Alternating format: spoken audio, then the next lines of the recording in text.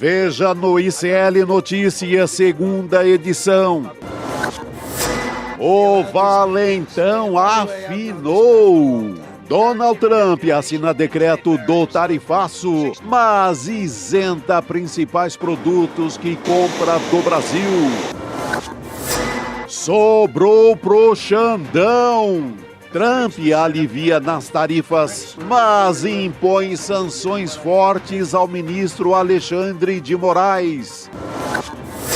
Sem medo de Donald Trump, Lula dá entrevista ao The New York Times e diz que seriedade não exige subserviência. O ICL Notícias, segunda edição, está no ar.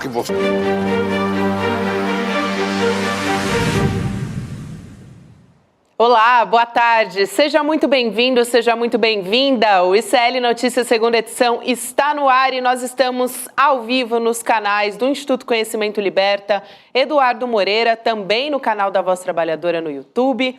Boa tarde para você que nos ouve pelas ondas do rádio, na Web Rádio São João, no Ceará, e também no Rio Grande do Sul pela Rádio Cultural. Aqui já estamos a postos na nossa mesa redonda em São Paulo, Juliano Medeiros e Chico Sá, para falar sobre tarifaço, Lei Magnitsky e muito mais. Boa tarde para vocês, meninos. Que dia, né, gente?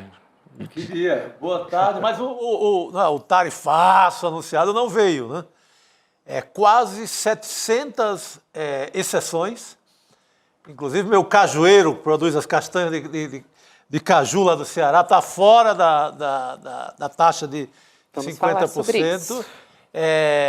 Não foi um castigo duro ao Alexandre de Moraes, não deixa de ser uma intromissão pesada no Brasil, no país, né? Coisa que não se vê desde 64, por parte dos mesmos Estados Unidos, mas o tarifaço miou fino ali.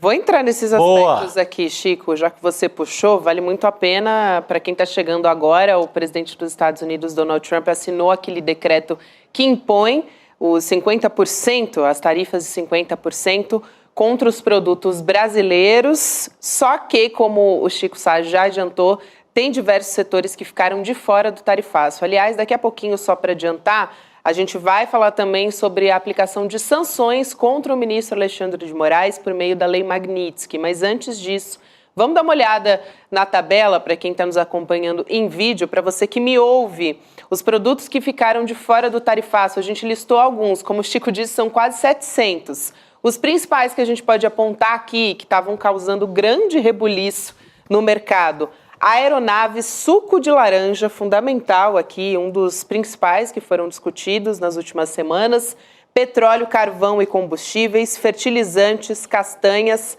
aço e ferro e subprodutos e minérios também estão na lista. Então a gente estava falando de terras raras, vinha sendo uma discussão muito importante aqui na nossa mesa redonda também, estão de fora do tarifaço, Juliano. Pois é, tem até alguns termos sendo taxados aí nas redes sociais, tarifinho, tarifake, né? Porque no fim das contas, o impacto que se prevê, claro que muitos cálculos vão ser feitos nas próximas horas, próximos dias, mas há uma expectativa de que o impacto sobre a economia brasileira seja menor do que o previsto. São muitos produtos, quase 700 produtos na lista de exceção. Fica dentro da taxação de 50%, ao menos 2 produtos que são importantes na balança comercial brasileira: carne e café.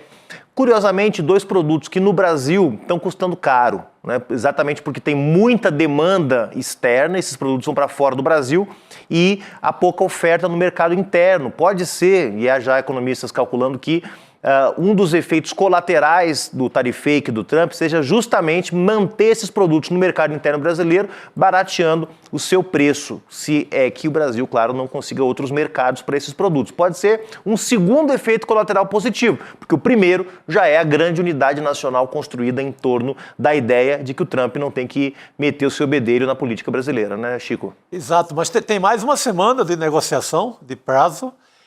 Eu até acredito que café, carne, acho que vai cair tudo. Porque qual foi a conta prática que a equipe do Trump fez? A gente precisa disso? Vai causar inflação aqui? A gente fabrica isso? Tem em fartura nos Estados Unidos? Se não tem, se não fabrica lá, se vai causar inflação, zera a tarifa. Então, pode cair até mesmo carne e café, viu, Juliano? Tem muito tempo para negociação. Não acredito mais em nada mais, de mais peso a partir de agora. Porque as negociações, a equipe do Alckmin, quem partiu para conversar, ganhou. Uhum. Não ficou... Foi importantíssimo o Lula ter mantido um discurso de soberania, como está hoje, inclusive, no New York Times, no jornal da Matriz, o jornal deles lá.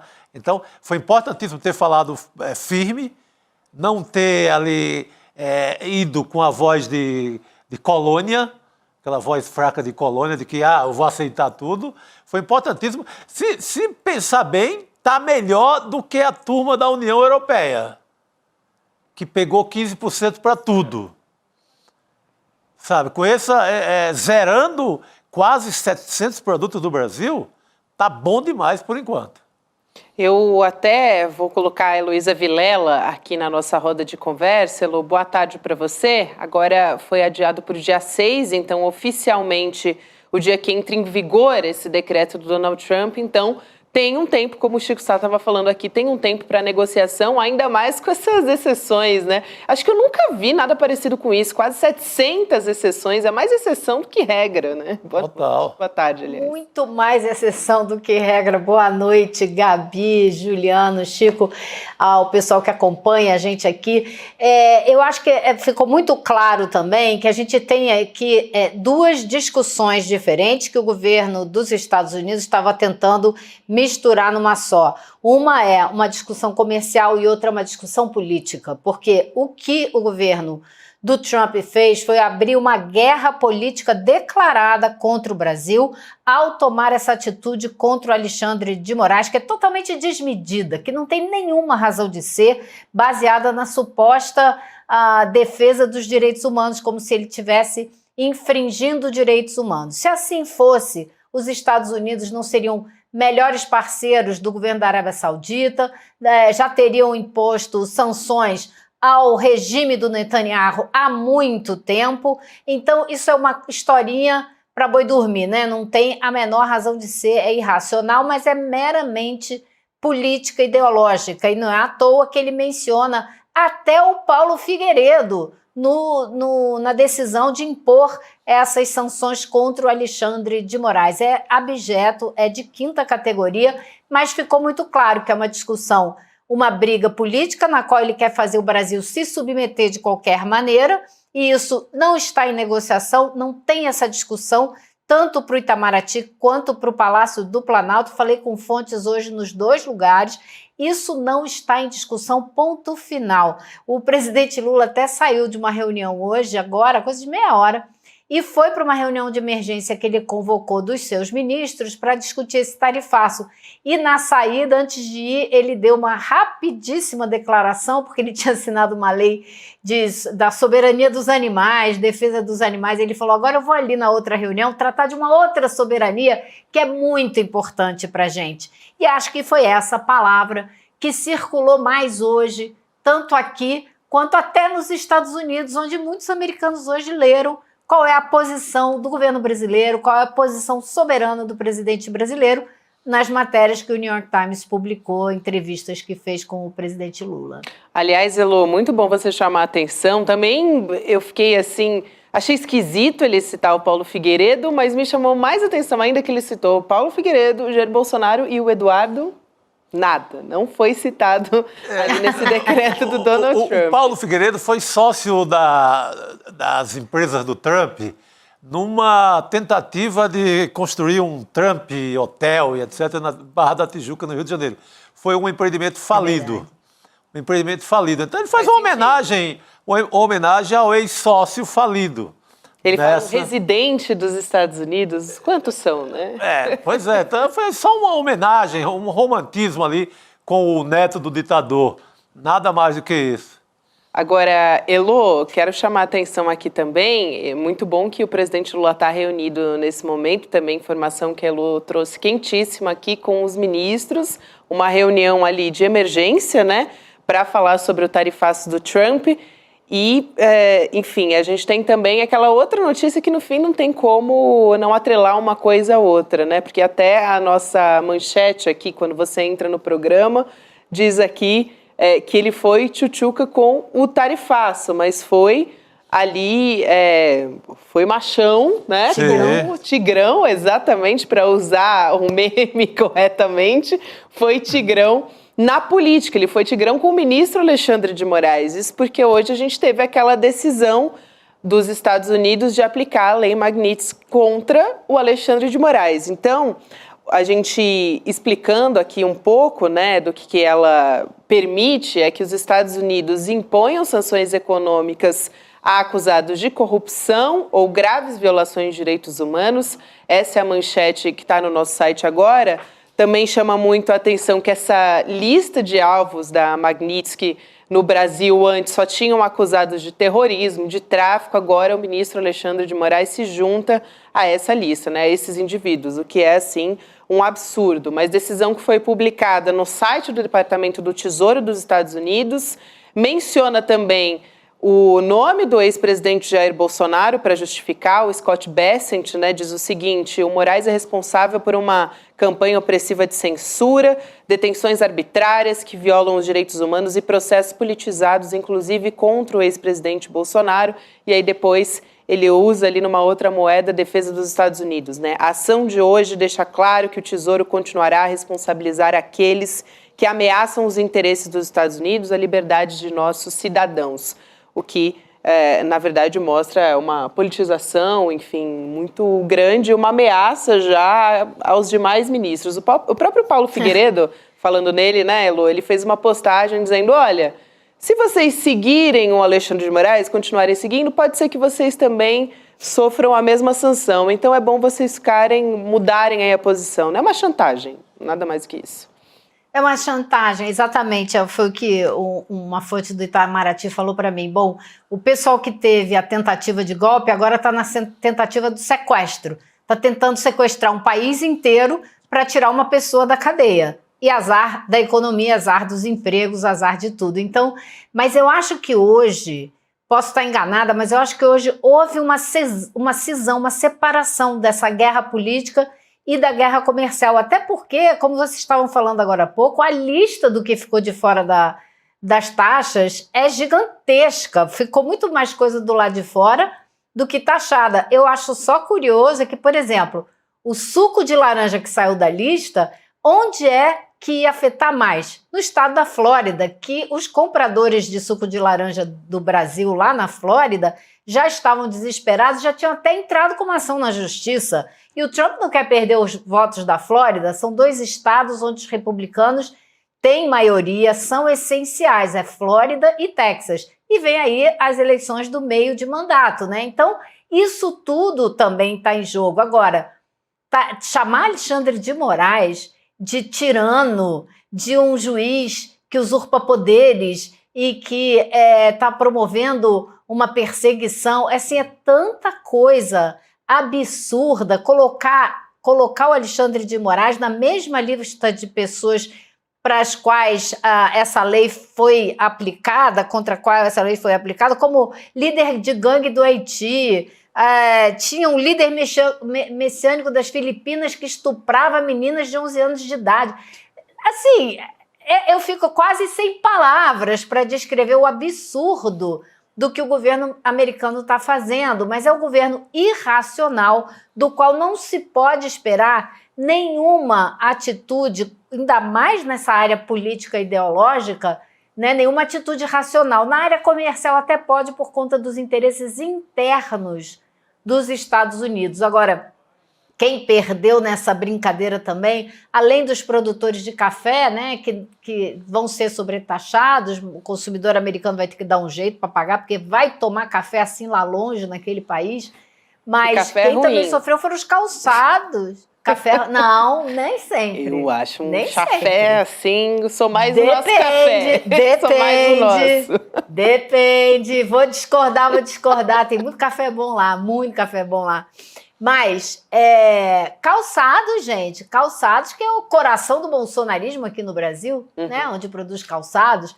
armas, a Taurus, né, que também não se livrou dessas sobretaxas.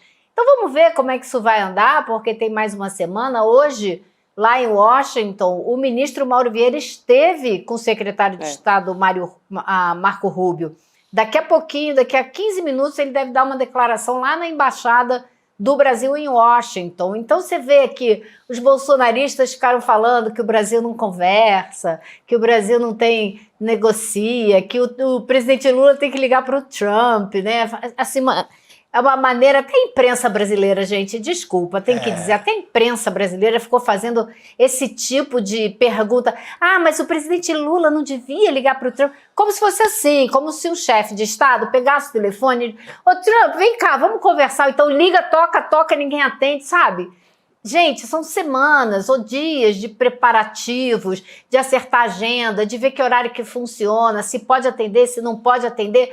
Vamos falar sério, vamos sair dessa coisa rasa de falar das relações diplomáticas como se fosse um oi meu chapa, liga aí, eu te mando um recado. Não é assim que a banda toca, e muito menos com um governo que tem a altivez, que se dá o respeito, que não será tratado como se fosse um moleque da esquina, sabe? Então, devagar com andor, né? Porque não é assim que a banda toca.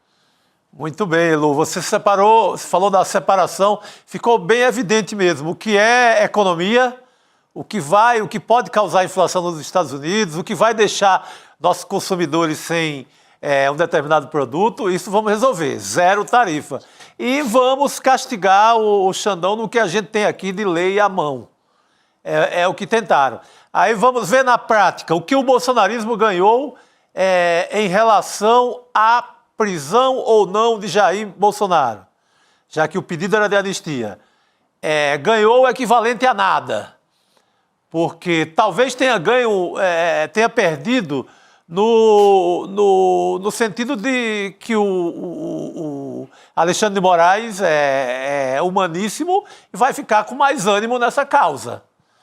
Tudo que tiver para dormir não será dormido para apressar essa prisão. Não é? Então, ganho prático do bolsonarismo é 0. Criaram uma confusão medonha, fizeram muita gente que estava desunido há séculos se unir de novo em torno da causa brasileira, da economia do Brasil. Perderam muitos aliados, deixaram muitos aliados no caminho, como do agronegócio, por exemplo, e não diminuíram um dia na pena do Jair Messias Bolsonaro. Se a intenção era diminuir a pena, era anistia a intenção. Forçar uma votação de anistia, fazer com que a justiça brasileira esquecesse todo o processo e decretasse anistia. Não ganharam nesse terreno. O que eles têm agora é um Xandão mais animado para ir para cima e resolver resolver essa fatura do processo o mais rápido possível. O quanto antes. E agora mesmo é que não dá para mudar nada do que a gente já está vendo que vai acontecer, que é a condenação do Bolsonaro. Imagina se a justiça brasileira vai voltar atrás e dizer, peraí, melhor a gente não condenar ele não, para a gente poder usar o nosso visto para ir nos Estados Unidos, sabe? Mais uma interferência, inclusive, né, Lô, nesse processo, que é a aplicação da Lei Magnitsky, que é uma sanção contra o Alexandre de Moraes, até citando ali o Bolsonaro, né? Então é mais uma questão ali que é colocada contra ele. É uma interferência, uma tentativa absurda de interferência em poderes que são independentes, querendo dizer que o executivo vai interferir no judiciário brasileiro. Não é assim que a coisa funciona. Eu li uma manchete de um artigo que acabou de sair da Maria Luísa Falcão, que é o economista da Universidade Federal da Bahia, que me pareceu assim um resumo preciso do que a gente está vivendo.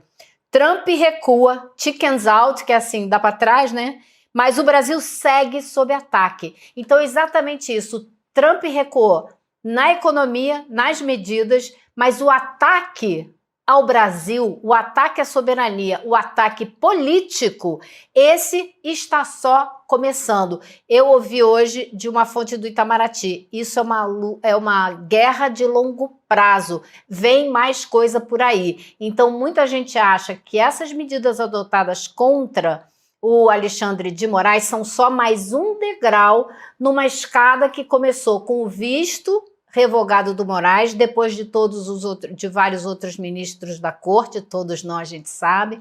Depois agora essas sanções contra o Moraes que podem ser ampliadas ou podem ser ampliadas para pessoas que têm contato com ele, como a gente viu na descrição da lei. Então é mais um degrau que se sobe nessa guerra que é política e que não tem previsão de arrefecer. Tem previsão, sim, de continuar.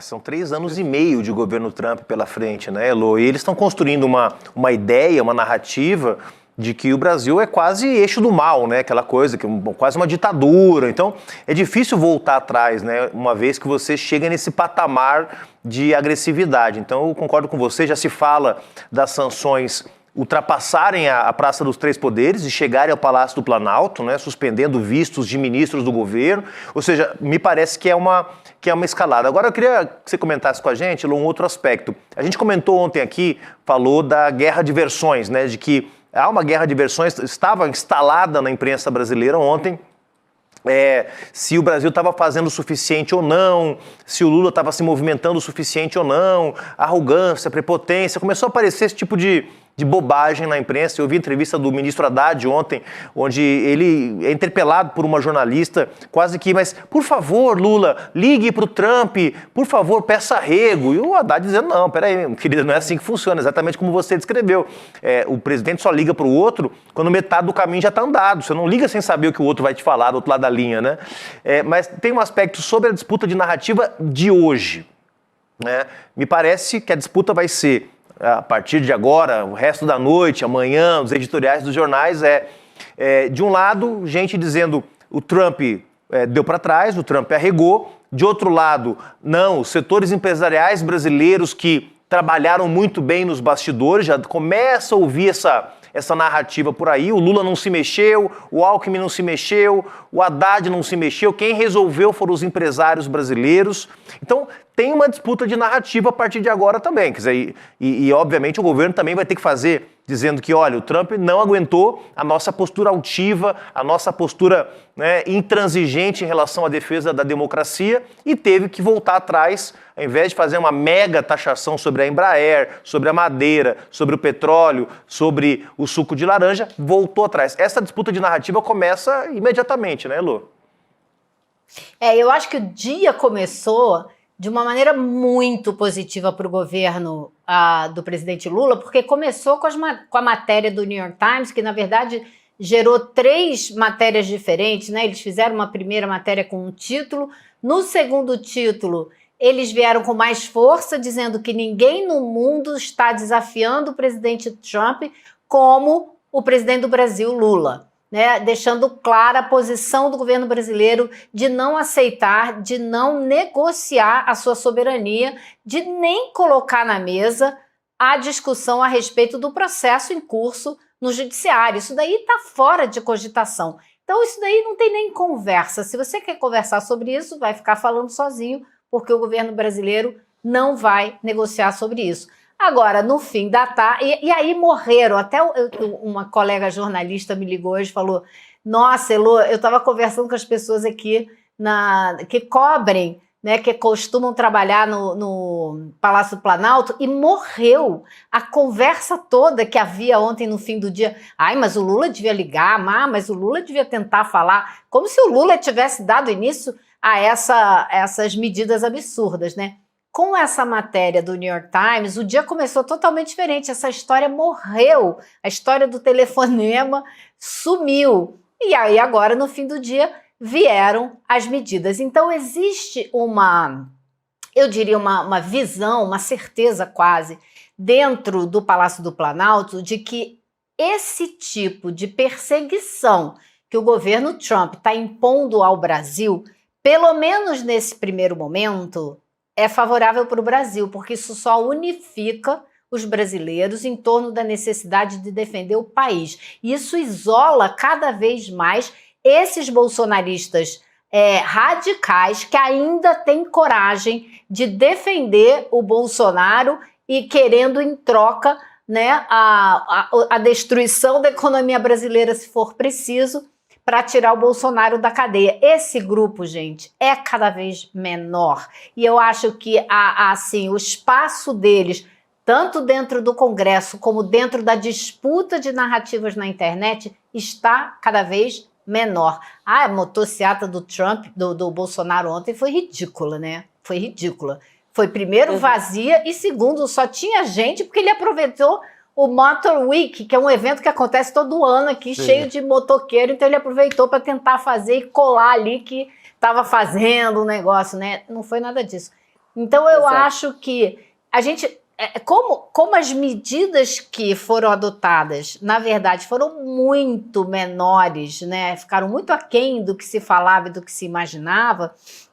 Então eu acho que essa visão de que isso une o Brasil vai perdurar mais tempo, porque se essas medidas fossem muito drásticas, os efeitos delas seriam sentidos mais rapidamente, o que poderia tirar fôlego e causar divisão interna. Mas, por enquanto, eu acho que a visão é essa, que isso une o Brasil, inclusive traz setores do centro, da centro-direita, inclusive, em torno do governo e apoiando. Claro que tem sempre aquela tentativa, eu diria até tola, que foi feita de dizer, então o Tarcísio negocia, o Tarcísio vai ligar para negociar.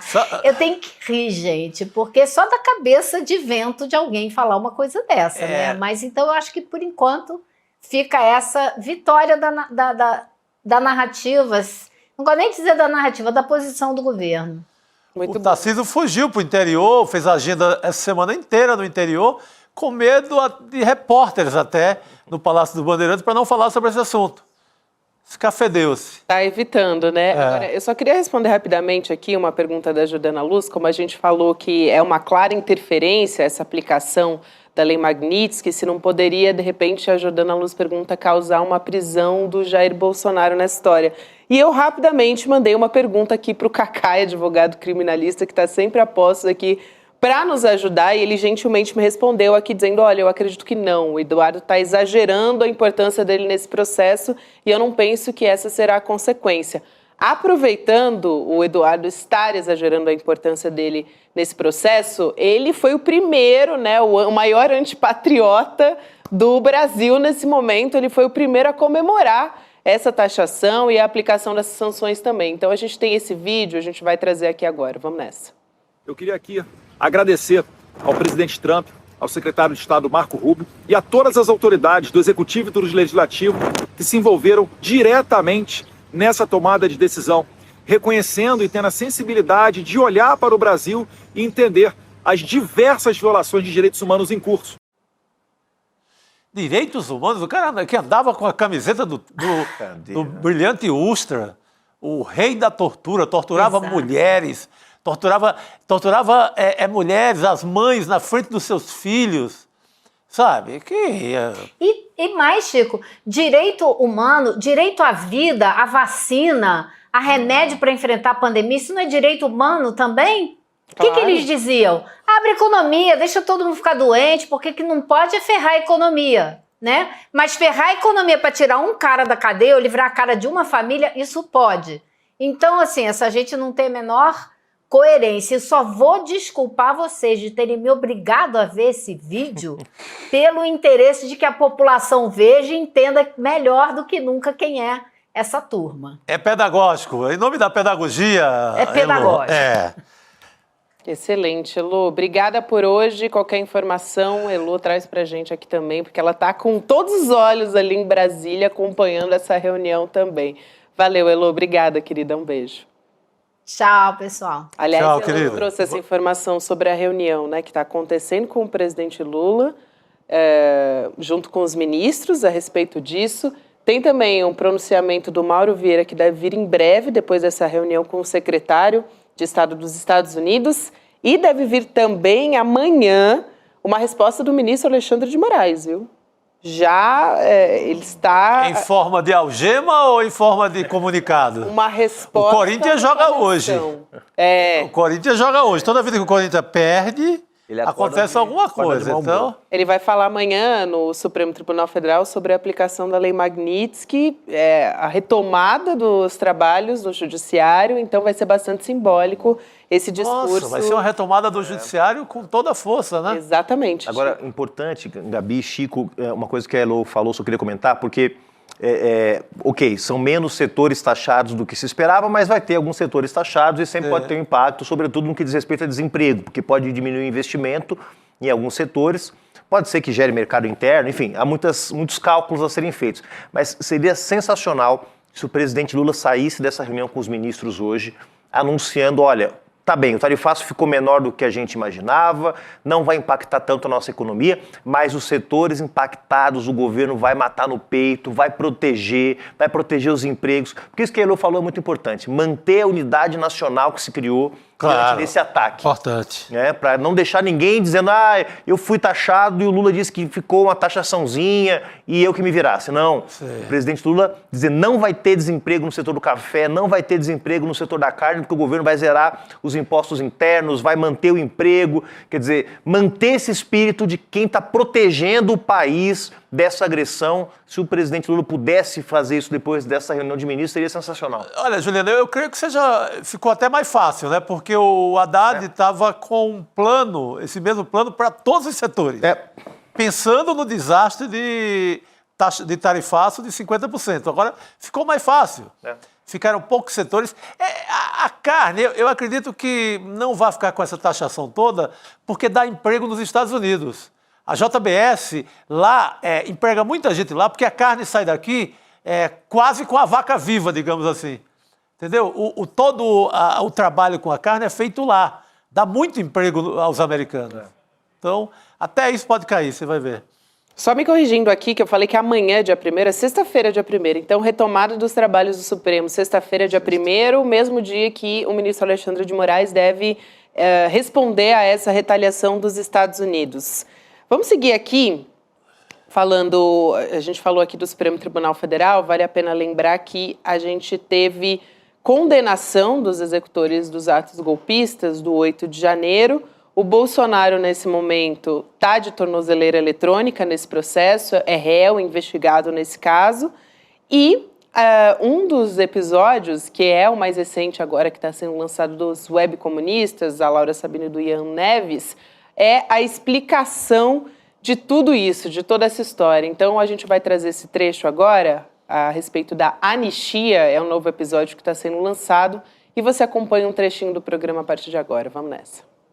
Mais de 2 anos depois do Bolsonaro inflar a galera dele para quebrar o pau em Brasília, o Supremo Tribunal Federal finalmente está ouvindo as partes acusadas e caminhando para o julgamento da tentativa de golpe. E o que a gente tem visto desde o início é que o bolsonarismo vem tentando emplacar a narrativa de que eram só as velhinhas e crianças, pessoas desarmadas, que apenas estavam exercendo seu amplo direito de liberdade de expressão irrestrita. Pois é, eles até elegeram algumas figuras entre esses presos para tentar usar de exemplo de pessoas injustamente presas, né? Que a prisão é um grande sofrimento para essas famílias. Deve ser por isso que o Freixo sumiu, né?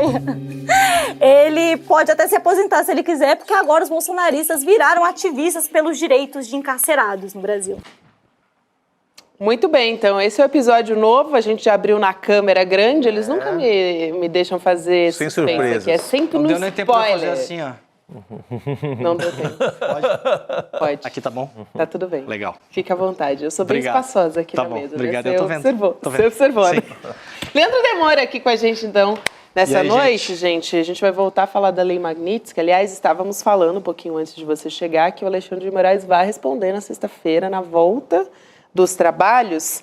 E tem alguns pontos que a gente queria destacar aqui, viu, Demore, com você, que é o seguinte... tem, claro, uma clara interferência do Donald Trump na justiça brasileira, né, com foco em defender a anistia, ele cita o Jair Bolsonaro e tal. Então, a gente preparou uma tela aqui para mostrar os pontos principais do que é essa lei, afinal de contas. Foi uma coisa que a gente passou ali no começo do programa, mas a gente vai colocar aqui na tela agora, então a nossa equipe já pode colocar. Enquanto isso, eu também vou ler para quem está só nos ouvindo, pelo rádio. Vamos colocar o que é a Lei Magnitsky, agora temos aqui na tela, isso aí. Lei dos Estados Unidos que autoriza o governo a impor sanções contra estrangeiros, pessoa física ou empresa, critérios de punição, violação de direitos humanos ou corrupção, sanções previstas, bloqueio de bens, ativos nos Estados Unidos são congelados, proibição de entrada nos Estados Unidos, o que já, inclusive, uma outra sanção do governo dos Estados Unidos já previa contra não só Alexandre de Moraes, mas também outros ministros da primeira turma, revogação de vistos já emitidos. Então, aqui para a gente deixar um pouquinho mais claro, né, do que diz respeito à Lei Magnitsky, Demori. Gabi, de certo modo já era esperado, né? Muita gente já falava sobre isso e tal. A gente tem uma dificuldade, Chico, de navegar entre realidade e bravatas, né? Porque a gente foi contaminado pelo vício de só mais 72 horas, né? Sim. Então, muitas dessas coisas vinham sendo faladas lá pelo Paulo Figueiredo e essa galera toda, e você nunca sabe se não é, se é só bravata, se o cara tá chutando, se tem alguma negociação ou não. Essa Lei Magnitsky é uma coisa que já se falava. Hoje à tarde, eu fiquei um pouco triste porque a minha apuração caiu, né? Porque o Trump resolveu antecipar as tarifas.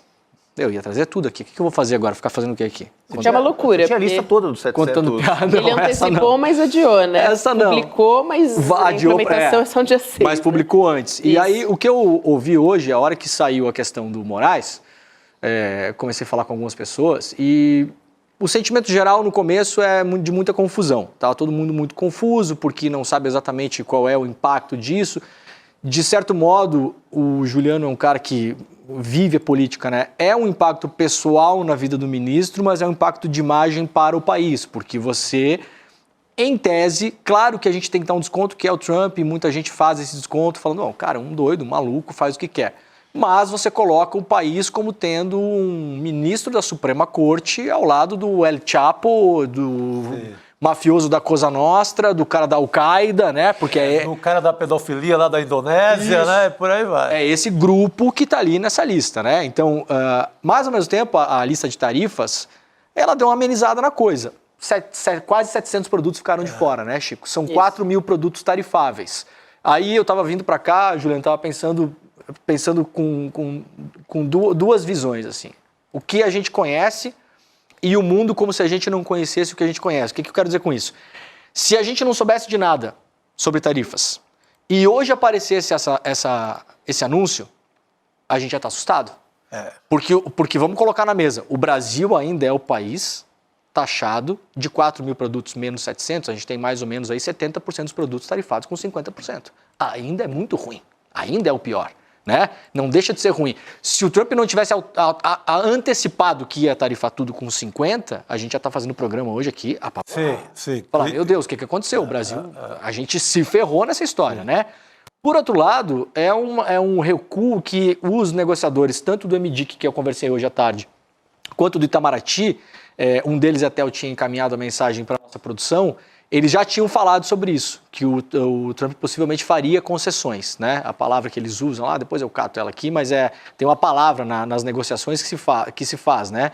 Ele fará aqui, ó, é possível que faça modulações, né? Então foi o que a fonte me falou hoje, 2h54 da tarde, talvez faça algumas modulações. Quem é essa fonte? E aí... É minha mãe... não. E aí... Só que eu achei interessante isso, Juliano. Ele me falou o seguinte, eu achei que ia estar todo mundo muito apavorado pela questão do Alexandre de Moraes. Essa fonte me diz o seguinte, em todo caso, o mundo não termina e a negociação prosseguirá. Nada impede que se chegue a novos arranjos e ajustes nas próximas semanas. Já estavam esperando, inclusive, que a tarifa não começasse sexta. Então, veja, isso aqui é um pequeno exemplo, Chico, de como as negociações e os negociadores estavam conversando em alguma medida com os Estados Unidos e estavam sabendo de informações e sentindo o que viria. Essa pessoa aqui é um diplomata de altíssimo escalão.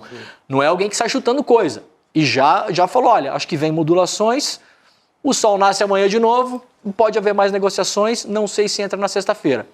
Acertou tudo, veio modulações, não entra sexta-feira agora. E, gente, conhecendo o Trump como a gente conhece, até o dia 6 vai passar 8 anos. Né? Então, acho que é um pouco nesse momento que a gente parou agora. Exatamente. E talvez, sentindo que tem uma missão cumprida aí, com o bolsonarismo, de ter castigado o Xandão, talvez venha mais alívio ainda para a economia. Possível. Numa separação política da economia. E levar em conta também, né, Chico, que, como o Demore mencionou, você tem em tese 3.300 produtos tarifáveis, mas nem todos o Brasil produz e nem todos o Brasil exporta para lá. O Trump meteu tarifa... Então, só um pouquinho. A nossa pauta de exportação para os Estados Unidos não é esses 3.000 e tantos. Não, 3.000 e tantos são todos os tarifáveis. Perfeito. Então, Claro. o que a gente exporta para lá é muito menos do que isso. É muito menos. Não, lembra que o Trump, Ótima por exemplo, informação. o Trump meteu tarifa para a fábrica de automóveis numa ilha que não fabricava automóveis. Perfeito. Colocou foi nesse tarifas, sentido. lembra que isso virou até meme, né? isso. Para produção de chips numa ilha que só tinha pinguim. Então, na verdade, eu acho que aquilo que podia realmente significar um impacto importante na economia brasileira foi aquilo que a imprensa deu. Porque, claro, são os setores que têm mais capacidade de fazer barulho. Claro. Suco de laranja, minério, petróleo, A Embraer. carne, Embraer. A Embraer está subindo horrores as ações agora. Não, o Brasil hoje vai fechar com o dólar em baixa e a bolsa em alta. Hoje. Quer Só dizer, a Embraer está puxando se o todos os mercado negócios do tá Brasil feliz, hoje. cara, é porque eles sabem que a perda vai ser menor do que imaginado. Eu falei até com hoje à tarde, estava tentando achar alguém, uma fonte de economia, e aí liguei para o Edu Moreira e o Edu falou, olha, a parte da política aí, vocês estão apurando isso aí. Agora, a economia, vou te dar uma dica só. Se o dólar não enlouquecer, é porque o mercado está tranquilo. E quando o Edu falou, quando eu falo mercado, é assim, é a BlackRock, é o grandes Horowitz, fundos. é os grandes fundos que movimentam trilhões pelo mundo. E essa gente já sabe antes da gente o que vai acontecer, como já vimos com as movimentações do dólar na semana passada. Isso. Ou seja, pode ter gente ganhando muito dinheiro com esse listão hoje. Claro, com certeza. Pega só a Embraer. O cara ficou milionário se ele comprou a ação da Embraer hoje. Nossa. Porque é a ação que mais valorizou no dia inteiro. Tinha que ter comprado ontem, Chico. Poxa vida. Está lá nas vacilão. alturas, elevando o Ibovespa também para as alturas. Só quem comprou aí já ficou milionário. Tem a questão das Big Techs também, que eu acho interessante destacar nessa história do tarifaço, porque a gente observou algumas coisas ali nessa nota que foi bastante política, né, do Donald Trump. E ele cita o Jair Bolsonaro, cita o Paulo Figueiredo, não cita o Eduardo, mas dá para ver muito claramente que o incômodo principal do Trump, e quando ele fala do Alexandre de Moraes, é por conta das Big Techs, são as plataformas. Então, a gente destaca aqui um trecho, a gente vai colocar aqui na tela, não vou ler tudo, só um trechinho aqui, só para a gente ter uma ideia, mas são vários ali pontos que podem ser destacados. Dele dizendo o seguinte: recentemente, membros do governo brasileiro tomaram medidas sem precedentes. Ele até faz algumas confusões, governo brasileiro, Alexandre de Moraes, né, como se fosse tudo a mesma coisa, não é. Mas, enfim, diz o seguinte: coagir de forma tirânica e arbitrária empresas americanas a censurar discursos políticos, remover usuários da plataforma, olha só, entregar dados sensíveis de usuários americanos ou alterar suas políticas de moderação de conteúdo sob penas de multas extraordinárias, processos criminais, congelamentos de ativos ou exclusão completa do mercado brasileiro. Tem outros trechos também, que não dá para destacar todos aqui, mas que dá para perceber. O juiz de Moraes, em outro trecho, ele fala, emitiu unilateralmente centenas de ordens para censurar secretamente seus críticos políticos, ele falando das ações do Alexandre de Moraes a respeito das Big Techs. Todo o discurso do Elon Musk durante o Twitter Files. Exatamente. Palavra por palavra. Censurar secretamente são as ordens emitidas pelo TSE, que não são Quando você fala censurar secretamente, parece que você tem um tribunal escondido num porão que está imprimindo numa impressora HP dos anos 90, aquela matricial. Puxando o cabo de um provedor. Isso, e mandando por um esbirro, assim. Então, veja, é uma questão de léxico. A maneira como as palavras que você escolhe e a maneira como você coloca as palavras no texto. Esse texto, Gabi, enquanto você estava lendo, é o léxico do Elon Musk durante o Twitter Files. Dá para ficar muito claro que é idêntico. Copiou e colou. Isso. E tem uma outra coisa que comprova isso também, que é uma apuração do Guilherme Baus da Globo News, que é a negociação do Geraldo Alckmin a respeito da regulamentação das plataformas. Então, tudo isso está sendo colocado na mesa, ele está se reunindo, o vice-presidente, com as plataformas do setor para tentar negociar a regulamentação. O que vai ser discutido exatamente, a gente ainda não sabe, mas ele está estudando até concessão de benefícios fiscais para esse setor. Então, isso é muito importante, no fim das contas, tem mão pesada do Vale do Silício nesse recado do Donald Trump que está sendo colocado nesse documento oficial. E a gente pensando, né, Juliano, na derrubada do PL 2630, onde esses senhores comprovadamente, uma apuração na época do Guilherme Amado, criaram dentro da associação que os reúne no Brasil cards sem assinatura, com notícias falsas, dizendo que se o PL fosse aprovado, as pessoas não iam mais poder fazer citações de trechos da Bíblia, que implicam em violência, não sei o quê. O Amado descobriu que foi criado dentro da associação comandada pelo Google, pela Meta e pelos Big Techs aqui no Brasil. Se o Brasil chegar num ponto de negociar esse tipo de coisa, ou seja, não fazer uma regulação mais apertada, como fizeram a Austrália, Reino Unido, Canadá, União Europeia, e ainda conceder, porque falava-se até ontem, taxar essa gente, ainda conceder benefícios fiscais, é muito possível que o Trump chegue em um dos seus grandes objetivos, que é negociar para essa galera, né? Isso. Um setor que gera pouco emprego no Brasil. Isso. Um setor que não deixa suas riquezas aqui, joga tudo para fora do país, tudo para as matrizes. Quer dizer, não cria infraestrutura. Qual é a vantagem de deixar as Big Techs livres no Brasil? Não faz nenhum sentido isso. Não são setores produtivos que estão aqui. Então, assim, isso é uma palhaçada. Agora, que parte da pressão... Eu tô convencido que não tem nada a ver com o Bolsonaro. Tem a ver com os BRICS. Tudo que está acontecendo tem a ver com os BRICS, tem a ver com enfraquecer. Porque com a China, com a Índia, o Trump tem estratégias muito claras de como agir. Com o Brasil faltava uma estratégia. O que eu vou fazer? Vou tratar o Brasil como se fosse a Venezuela. Um sistema de justiça corrompido, um governo autoritário, persegue adversários. Então, ele tem para cada adversário uma estratégia diferente. Para o Brasil é isso, é tentar criar um ambiente de isolamento internacional, que não vai funcionar, mas é a tática que ele tem. E no fim do dia, se ele ganhar um pouco mais de isolamento internacional do Brasil e algum nível de vantagem para essas corporações que financiaram a sua campanha, lucro. Exatamente. Lucro. Eu acho que isso fica muito claro, eu já tinha sinalizado, na verdade, outras vezes, mesmo citando Jair Bolsonaro, me parece que é algo ali como uma justificativa política para querer embarcar nesse discurso, que é um discurso que a extrema-direita também está tentando unificar. Claro. Né? A própria Carla Zambelli está fazendo isso, que é um discurso de perseguição política para conseguir anistia, asilo político, por aí vai. Né? Gabi, você pensa o seguinte, ó, teve o acordo da União Europeia. Péssimo para a União Europeia. Se você for olhar, eu fiz o exercício de olhar os jornais, os maiores jornais de todos os países no dia seguinte. E tá todo mundo pedindo a cabeça da Ursula von der Leyen, para começar. Todo mundo condenou. Todo mundo.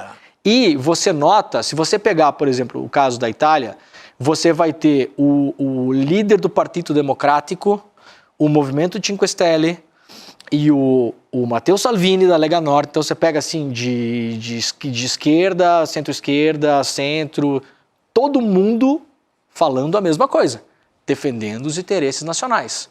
Por que é que o Trump escolheu essa estratégia no Brasil? Porque só aqui tem uma parcela da política que comanda uma parcela da população brasileira de traidores, vagabundos, mercenários, cretinos, criminosos, que o Trump olhou e falou, oba!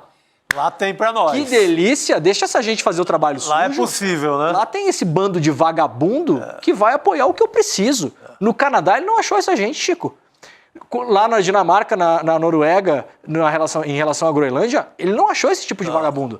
Nem a extrema-direita da Suécia, que avançou sobre o parlamento, sim. Na questão da Noruega, a extrema-direita da Suécia, que é tipo a nossa aqui, foi pra cima do Trump. Sim. Aqui não. Aqui a gente tem esse bando de vagabundo, de sem vergonha, que o Trump olhou e falou, nossa, mas que beleza, né? E ainda tem o cara enrolado que vai ser preso. Meu Deus, eu vou ficar mostrando a cenourinha pra ele e ele vai ficar correndo atrás. E aí vai levar a carroça pra onde eu quero. E olha, primeiro o seu italiano tá perfeito, o movimento Cinque Stelle, é impressionante, é um demore. É que a gente comeu pizza hoje de manhã. Afinal de contas é um demore. Aí já fica fluente. Claro.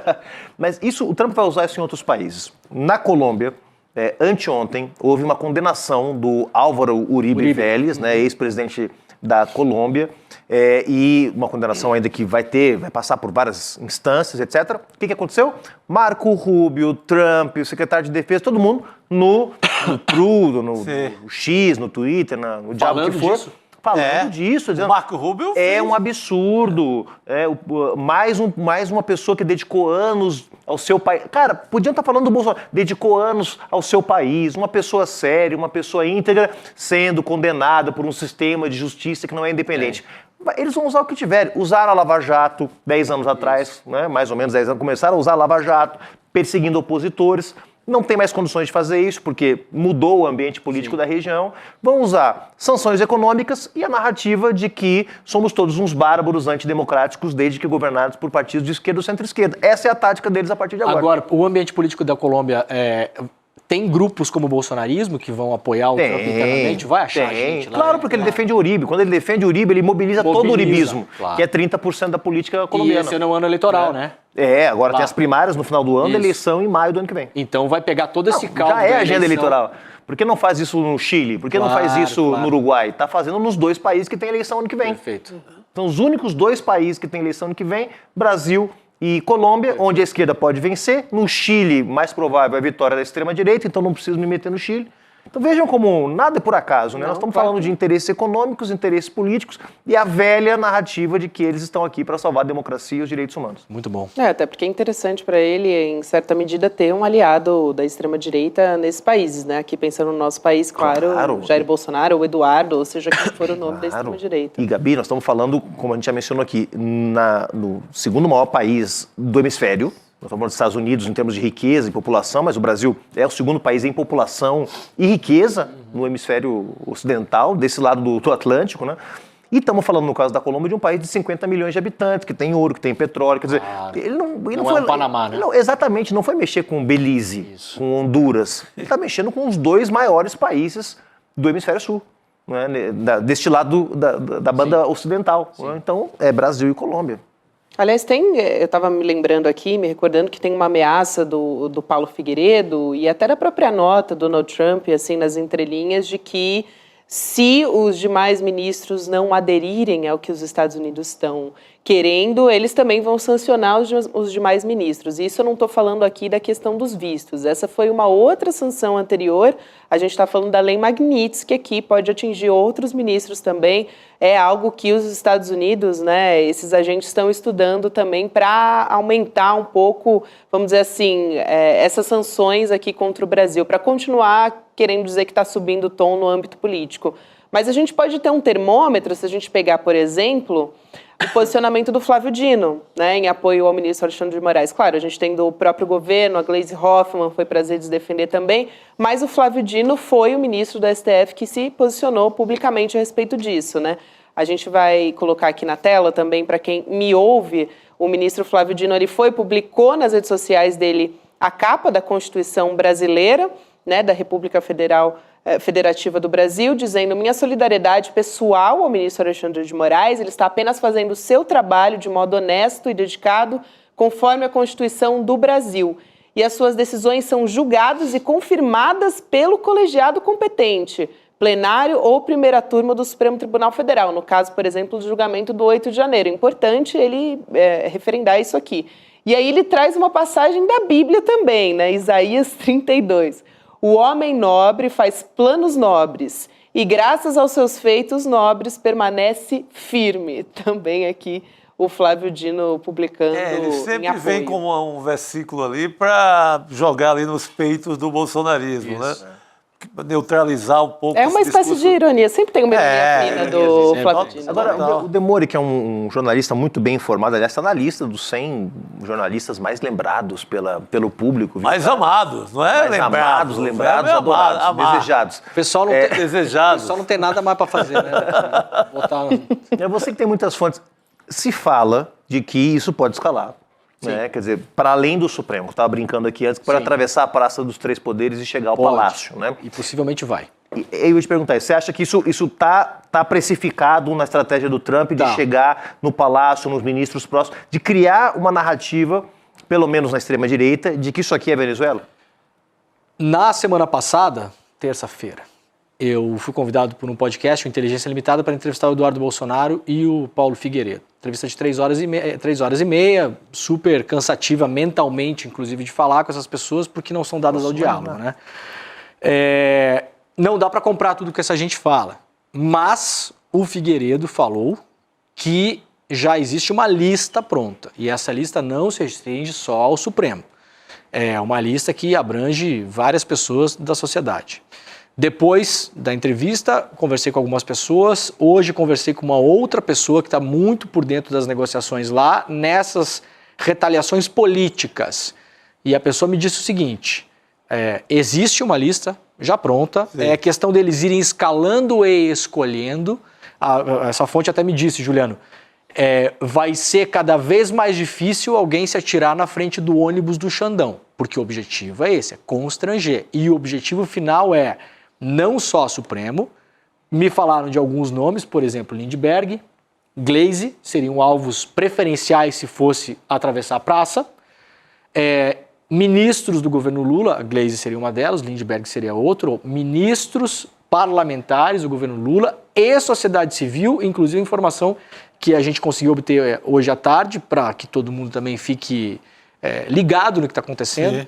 Imprensa independente, progressista do Brasil, toda está sendo monitorada. É muito possível, e claro que é um risco desnecessário que ninguém gostaria de correr, mas é muito possível que a coisa do jeito que ela está hoje, por exemplo, se algum de nós aqui, que passa o dia inteiro falando sobre isso, e a gente obviamente não está alinhado com o Donald Trump, tentasse entrar nos Estados Unidos, muito possivelmente seríamos barrados hoje. Já está nesse ponto de escalada. Sim, obviamente. É isso. E a Magnitsky vai sendo usada para quê? Para pressionar.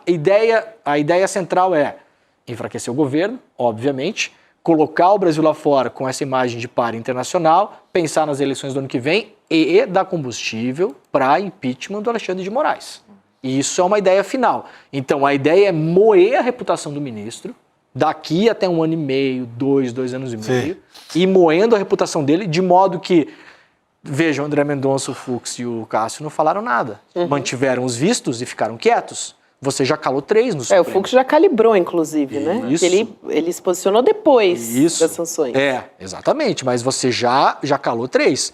Se você coloca mais uma Magnitsky em cima do Barroso, em cima do Gilmar, em cima do Dino, atravessa a praça, pega o Lindbergh, pega a Gleisi, que está do lado do Lula, as pessoas, você conhece como é a política, naturalmente as pessoas começam a se jogar menos na frente do ônibus do Alexandre.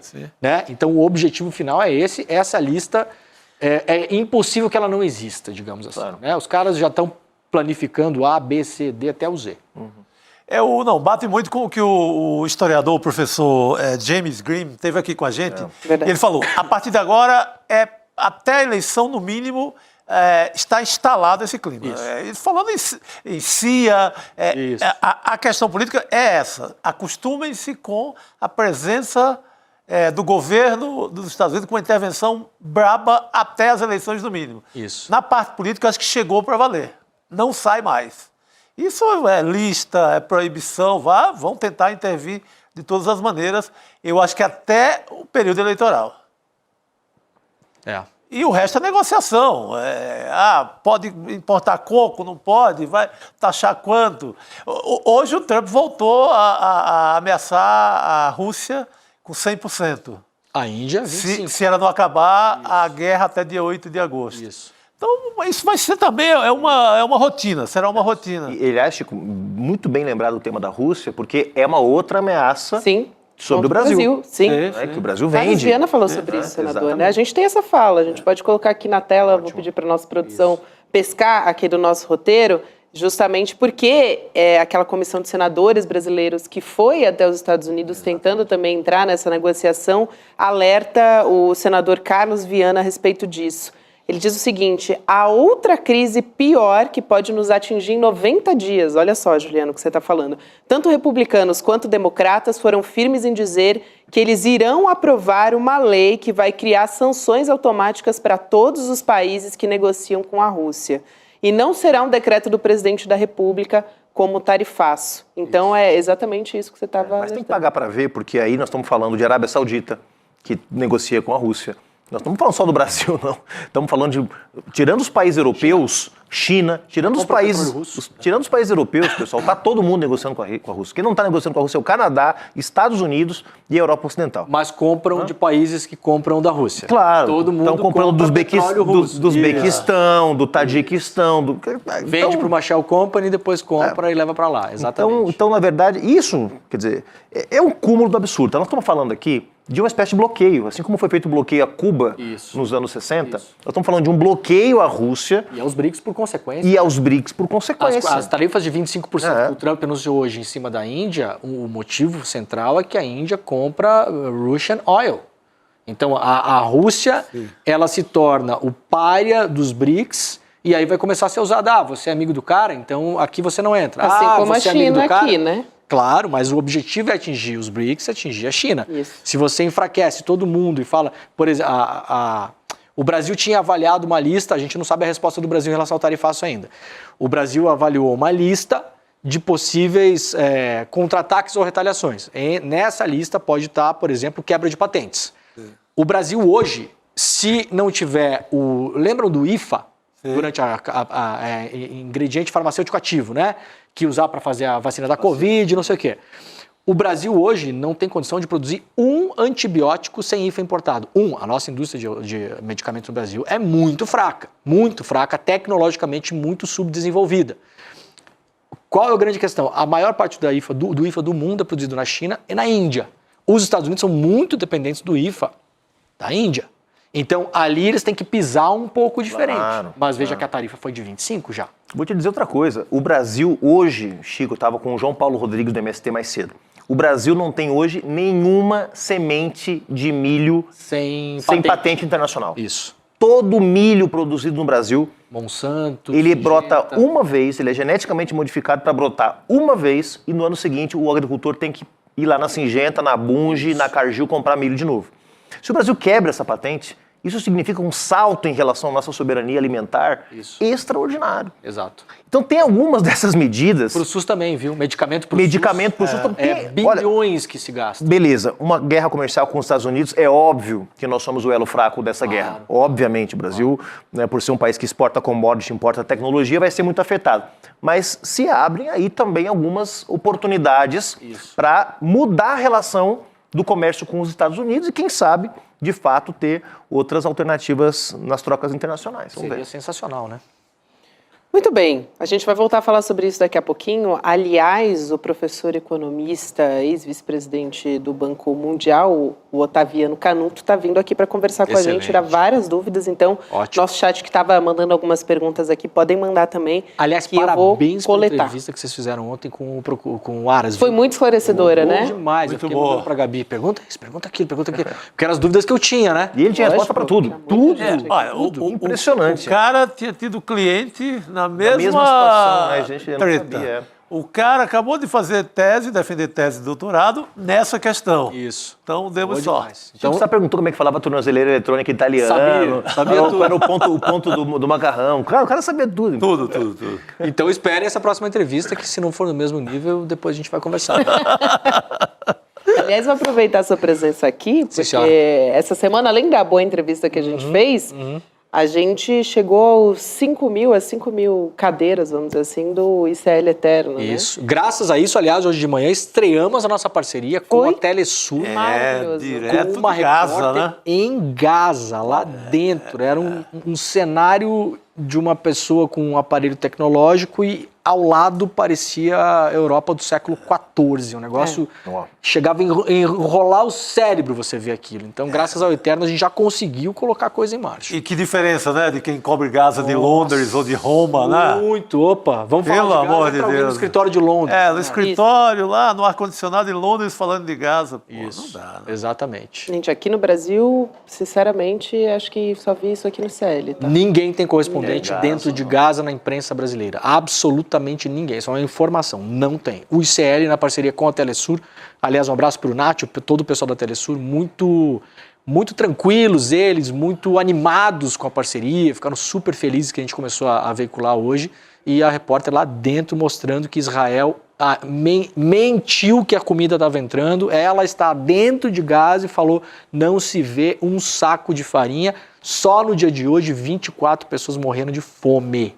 Então, muito importante isso, Excelente. o ICL Eterno nos propiciou, viu? Muito bom, Demori. Quer dizer, horrível, mas que bom que a gente tem uma repórter lá para poder trazer as informações para a gente do dia a dia do que está acontecendo em Gaza. Aliás, não só lá, em breve a gente vai ter outras estreias por aqui todo. também. Amanhã teremos repórter no tsunami da Rússia. Olha só. Então, mais uma informação aqui amanhã que o Demori está adiantando pra gente, viu, gente? Eu não sabia disso, não. A gente está arrancando Península aqui na unha. Pô, eu não sou Ah, Península de Kamchatka. Kamchatka. Que pronúncia. Isso está perfeito. Mas para comemorar isso, a gente também tem uma aula amanhã. Temos uma aula com o professor Castro Rocha. E Gessé. E com o Gessé também. A gente vai colocar aqui na tela para chamar os inimigos do povo. É o nome da aula. Exato. E Eduardo Moreira que vai conversar com eles. Dá para se inscrever nessa aula em icl.com.br/aula. Amanhã, 8 horas da noite. E a gente vai continuar discutindo quem são os inimigos do povo brasileiro, mas também pela perspectiva olhando para esse conjunto todo do que a gente está conversando aqui, né? Do mundo, dessas medidas do Donald Trump, enfim, tudo isso vai entrar aqui na nossa discussão. Aliás, professor Castro Rocha, especialista em estudar a extrema-direita, esse olhar, ele deu uma aula aqui pra gente que foi incrível, né? A Semente do Caos. Muito bom.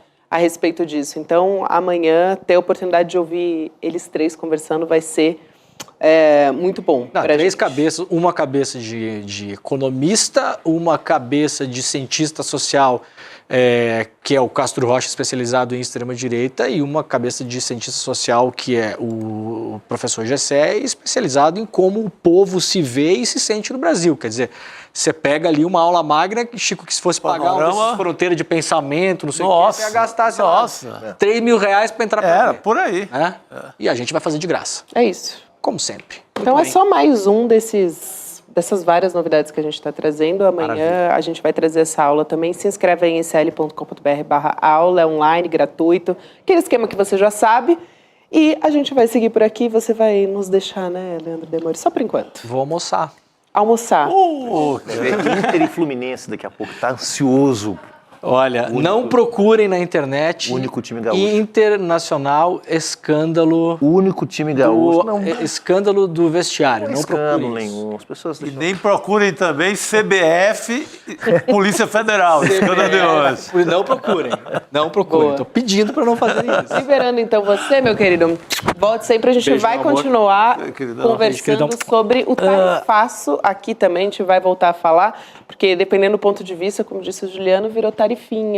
Tarifake. Pessoas. A gente vai entender aqui. Vamos colocar na tela mais uma vez alguns dos principais produtos que ficaram de fora.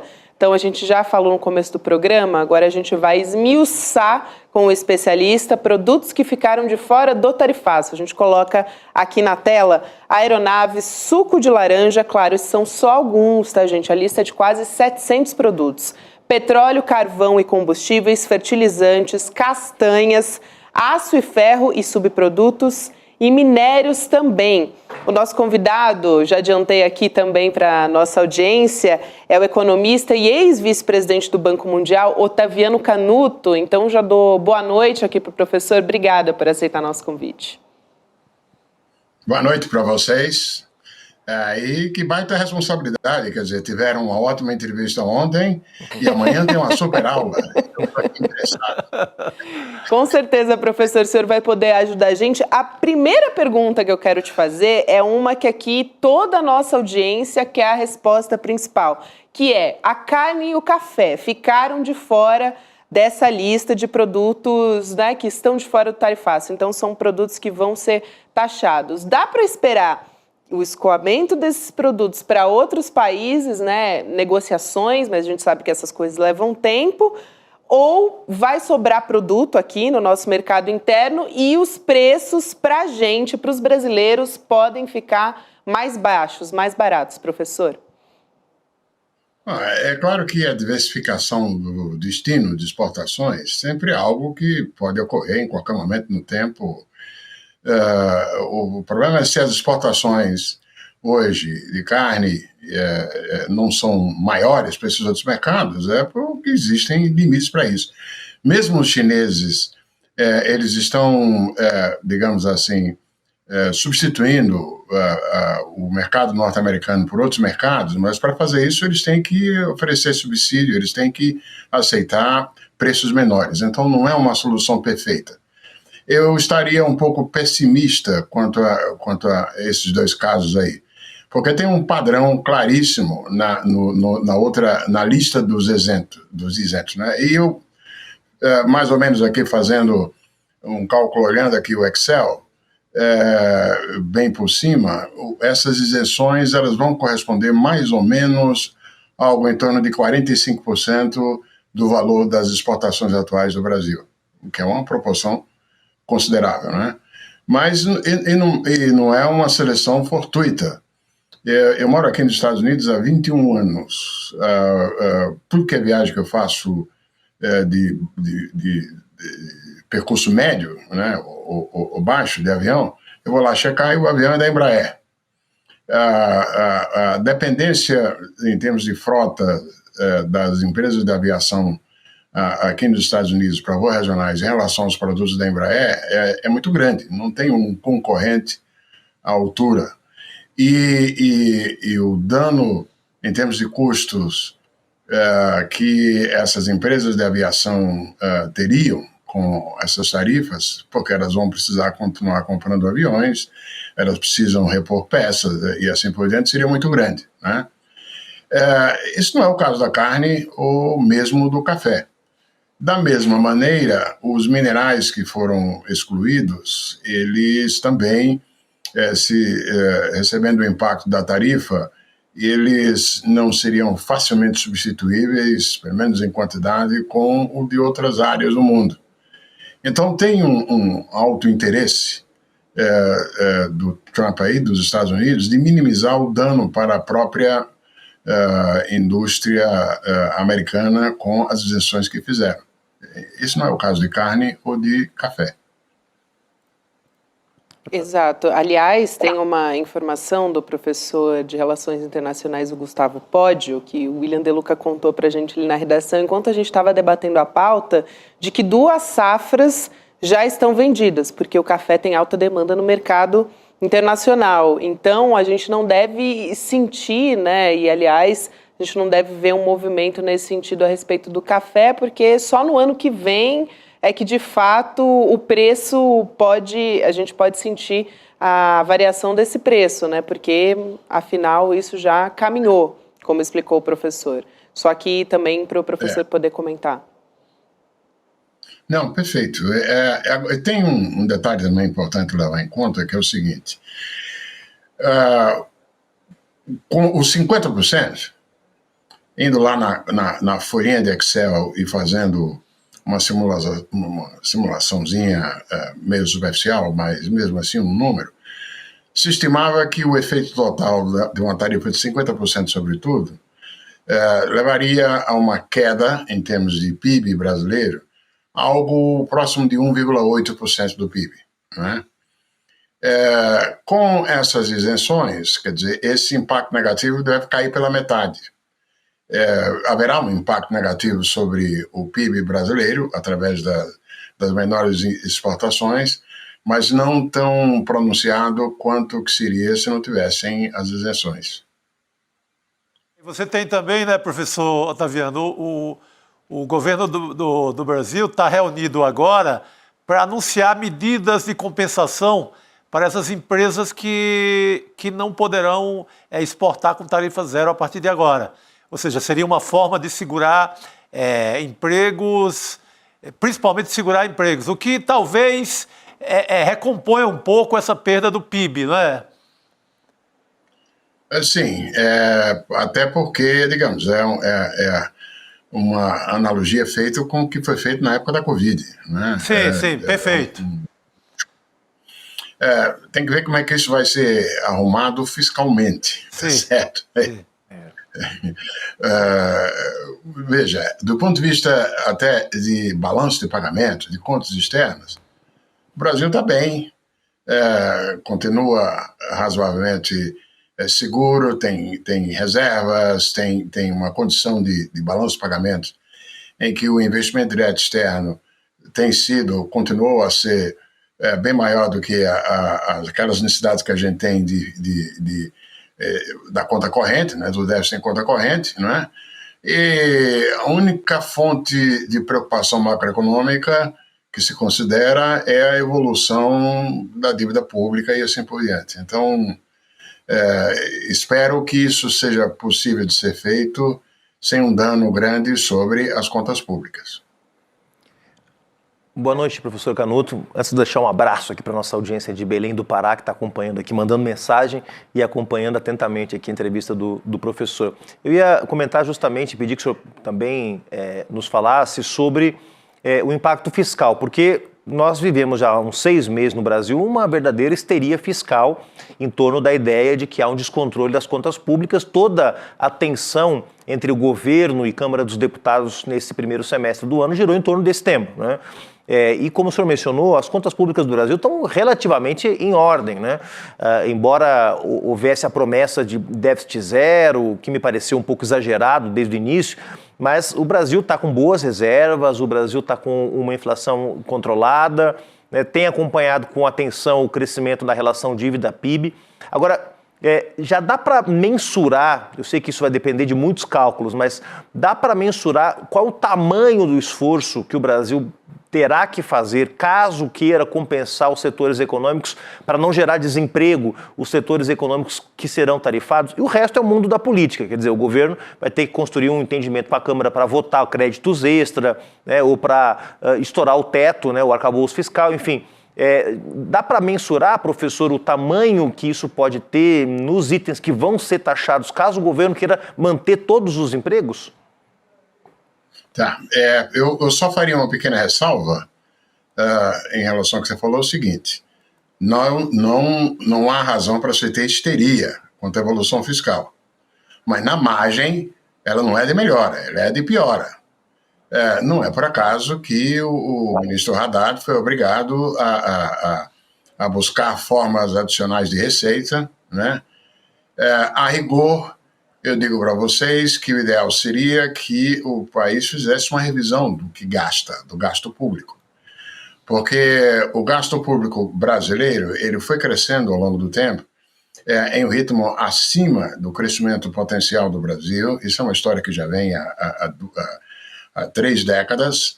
E não necessariamente quando você olha o detalhe, esse gasto público é um gasto que seja justificável, quer por razões sociais, né, ou quer por razões de suporte à atividade produtiva, com gasto em infraestrutura. Nós temos um problema de má qualidade do gasto público brasileiro, isso é inegável. Então, idealmente, seria melhor enfrentar na margem a tendência negativa no lado fiscal via a revisão do gasto, com corte de gasto que não é social e que não é de apoio à produtividade, ao invés de aumentar tributos, tá certo? Então, não sejamos... não há terreno para qualquer histeria, você tem toda a razão, mas na margem não é belo o cenário de caminhada, não, viu? Temos um problema fiscal, sim. Professor... eu não creio que a magnitude desse programa, particularmente agora que a gente terá um escopo menor de setores e, portanto, de firmas para apoiar, que seja algo que venha, digamos assim, a mudar muito o cenário. Mas a questão de fundo não pode ser...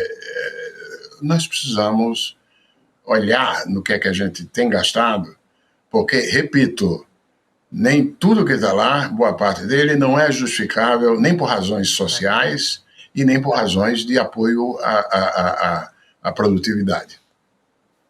É muito gasto ruim. Muito, com certeza. Você tem os super salários, por exemplo, que é um tema que o Haddad tem batido. O Haddad tem batido na necessidade do corte nos super salários, professor, mas encontra uma resistência muito forte no Congresso, por exemplo. Mesmo no caso das desonerações fiscais, né? Nem todas elas funcionam. No meu último ano no Banco Mundial, antes de aposentar, eu fui vice-presidente no banco, fui também diretor executivo, estive no Fundo Monetário.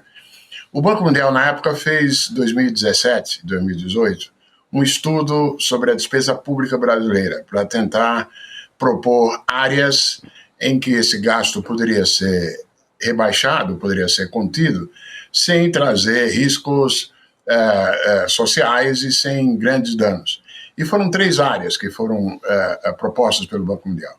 Uma delas, a nossa Previdência, particularmente para a parcela da sociedade que recebe benefícios da Previdência muito acima daquilo que seria um padrão equivalente, não só das contribuições das próprias pessoas, mas também em relação a outras partes do mundo. Eu me lembro que em 2017, antes da reforma, o Brasil estava gastando como proporção do PIB com aposentadorias a mesma proporção do PIB que países como o Japão e a Suécia. Com a diferença de que o Japão e a Suécia têm população acima de 65 anos, que é o dobro da nossa. Então, tem uma... Pois bem, Previdência foi feita uma reforma, essa reforma já foi um pouco desfeita. Uma outra área puxada pelo Banco Mundial foi justamente os supersalários. Em várias funções, muito acima daquilo que seria equivalente no setor privado. E a outra área proposta pelo Banco Mundial de revisão foi a tributária. E a tributária, nós, pelo menos, fizemos uma reforma, tá certo? Mas essa reforma vai ser implementada muito lentamente, muito gradualmente, e correndo os riscos das jabuticabas da vida aí. A gente tem que rever muitas isenções tributárias, isenções fiscais que nós damos. E na época lá minha no banco, a estimativa era algo em torno de 4,5% do PIB. E eu já vi estimativas recentes que a coisa anda pela casa dos 6%. E essas isenções tributárias não dão um retorno em termos de produtividade que justifiquem. Então, eu acho que esse caminho aí, essa senda, é a que tem que ser perseguida.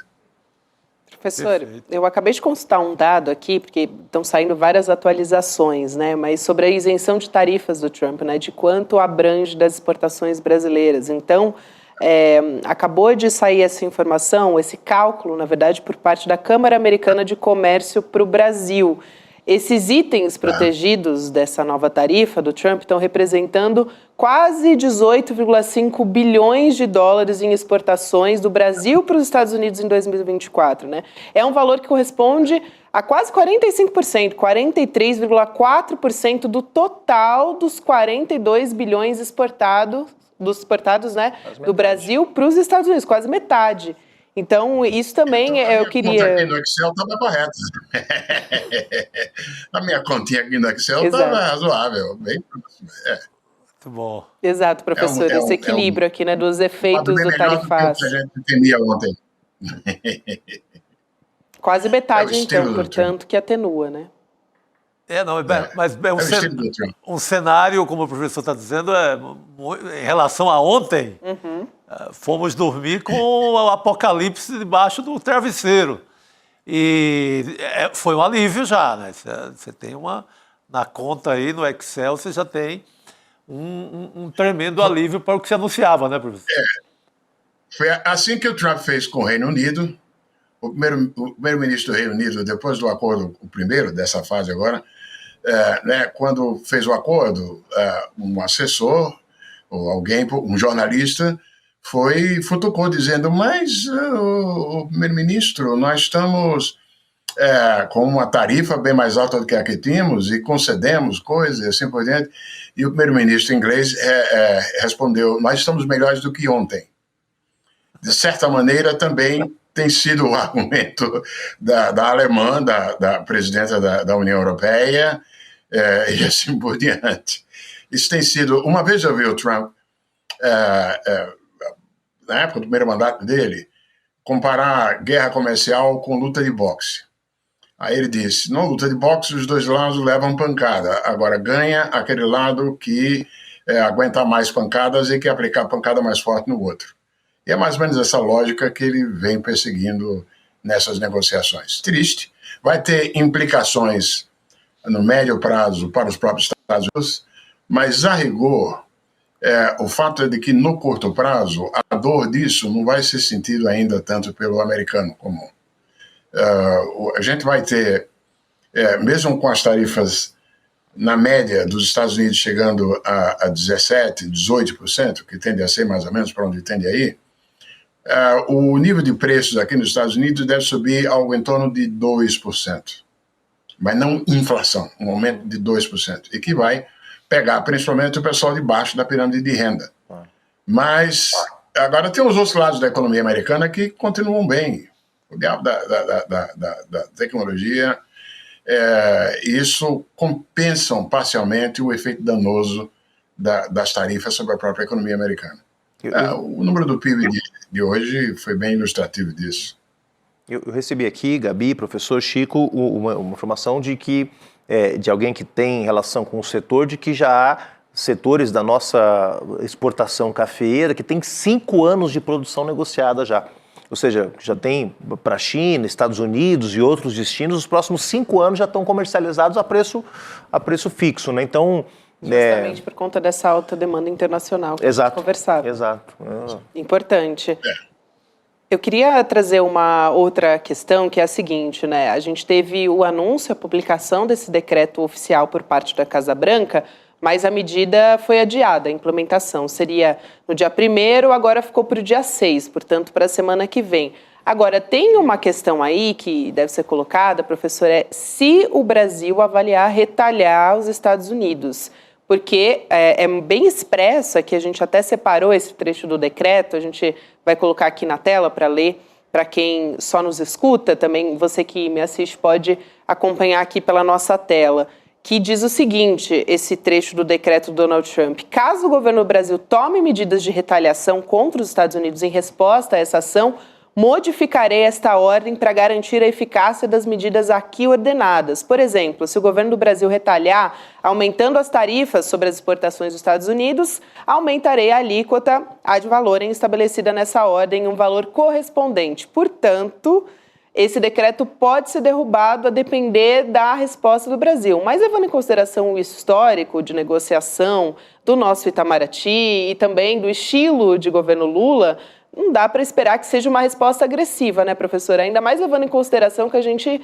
recebeu algo muito menor do que a gente estava prospectando do ponto de vista da economia, né? Isso tem que ser levado em conta porque, veja, tem também uma diferença importante, é que o que a gente importa dos Estados Unidos tem peso importante para a indústria brasileira. Vocês conversaram alguns exemplos aí. Então, o dano doméstico de tornar mais caras essas importações dos Estados Unidos, que não são substituíveis facilmente por de outros países, tem uma pancada doméstica também. Então, é preciso levar em conta isso para além dos riscos de escalamento. A gente viu escalamento no caso dos Estados Unidos e China, tá certo? Com a diferença de que a China já tinha usado como arma no primeiro Trump e usou de novo agora, toda vez que tem conversa de acirramento de guerra entre Estados Unidos e China, os chineses vão lá e põem lá as terras raras e os minerais críticos, tá certo? Dos quais toda a indústria digital depende, né?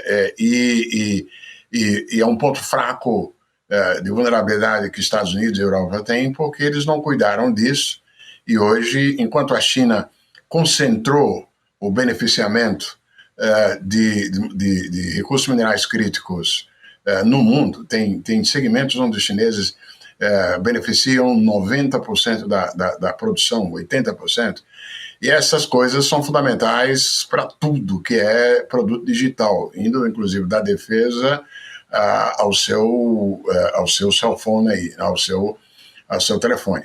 Então, essa arma os chineses acenam, e não acho fortuito justamente que o Trump, agora mais recentemente, resolveu aliviar as restrições às exportações dos semicondutores avançados, da NVIDIA, em troca de sinais chineses, né? Nós não temos isso. Então, evidentemente que os motivos que estiveram subjacentes ao atirar esses produtos da punição tarifária agora é porque eles gostam, eles precisam, mas não ao ponto de terras raras e minerais raros. Então tem que pensar 2 vezes no dano auto-infligido por botar tarifas. Vocês antes discutiram um caminho que talvez fosse um dos poucos digamos assim, que o Brasil poderia ter caso quisesse dar uma retaliação, que é mexer nos direitos de propriedade, né? Não necessariamente pelas razões que vocês apontaram, porque é o seguinte, tudo bem, você mexe com direito de propriedade, então você pode usar, como fizeram por um bom tempo os chineses sem pagar, mas isso só é solução para problemas no futuro se você construir as capacidades alternativas locais, né? O que não seria o caso no futuro imediato. E nem adianta também imaginar que o Brasil vai ser uma economia autossuficiente, que não precisa utilizar tecnologia de fora. Os chineses chegaram onde chegaram e vêm chegando, todos os países do Sul, todos os casos de êxito, e nós no passado. Não foi negando e recusando a tecnologia do exterior, foi combinando a tecnologia tornada disponível pela população com o esforço de criação de capacidades domésticas. Nessa criação de capacidades domésticas, nós somos bons em algumas áreas, a Embraer é uma exceção, na agricultura é uma outra exceção, no petróleo nós fizemos bem porque a Petrobras criou capacidades tecnológicas próprias de pesquisa e muito bem, mas no resto nós temos... Bom, VEG é uma boa exceção também, mas no resto...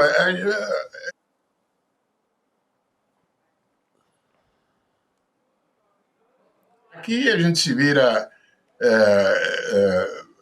o tempo inteiro, tá certo? Mas, evidentemente, que se o governo resolver dar tomar o risco de escalar esse processo, evidentemente que proteção à propriedade intelectual pode ser um caminho. Está previsto, inclusive, em lei, né? Claro. Professor, quero muito agradecer a sua presença aqui, o Otaviano Canuto, que é economista, ex-vice-presidente também do Banco Mundial. Um abraço e até uma próxima oportunidade. Muito obrigada. Perfeito. E já que vocês falaram em Fluminense, eu vou terminar dizendo vai Corinthians. Estou de acordo, professor. Muito bem, professor. Professor, e uma notícia para o senhor, Sergipe, o seu estado, não foi muito atingido. Não pegou laranja, não pegou petróleo, então pode ficar tranquilo. Pois é. Um abraço. Bom, a gente vai agora ficar com provocação histórica na sequência. Professor Lindener Pareto, vem aí, você acompanha a partir de agora. A gente tem a arte para colocar aqui na tela, pessoal, mas é arquiteto e urbanista Fernando Atic, que você acompanha a partir de agora, História das Cidades e Crônicas das Calçadas. Vamos nessa, então. Boa noite, Juliano, Chico Sá. Amanhã Opa, boa noite. Até amanhã. Duas das aulas de maior sucesso que o ICL trouxe para vocês foram o Plano Secreto da Extrema-Direita, com João César Castro Rocha, e o Pobre de Direita, de Gessé Souza. Imagina os dois juntos? Pois é a surpresa que a gente preparou para vocês no dia 31 de julho, às 8 horas da noite. Os dois vão conversar sobre o que é essa força, né, que tanto nos atrasa, que tanto nos oprime, e que tanto nos ameaça aqui no Brasil. A gente se encontra dia 31. Você sabe qual é a diferença entre informação e conhecimento? Uma informação é um fato dado sobre algo ou alguém. O conhecimento é a capacidade de interpretar e analisar criticamente uma informação.